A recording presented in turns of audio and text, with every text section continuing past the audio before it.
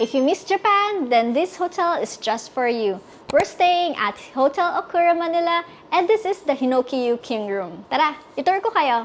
Meron ditong sink at ang Japanese toilet na sobrang amazing. Diba? Automatic na siya. May malaki din living area. I-check natin yung king bed.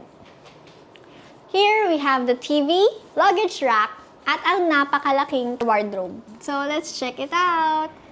Meron ditong safe, shoe horn, shoe brush, may hair dryer, yukata, and laundry bag. On the other side, nandito yung mga hanger and yung bathrobe. Meron din dito sa baba na hotel slippers and shoe meat. Tara, i-check naman natin yung bathroom. Meron din ditong bottled water, hand soap, sink, malaking salamin, and toiletries. At ito naman ang shower area. And last but not the least, ang Hinoki tub. Tara!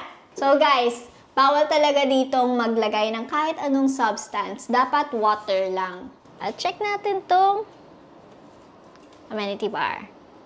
Meron ditong teapot, teacups, kettle, Nespresso machine at Nespresso pods. Meron din dito bottled water. At meron naman ditong glassware. So guys, nabook namin itong room sa Klook and you can use my code for extra discounts.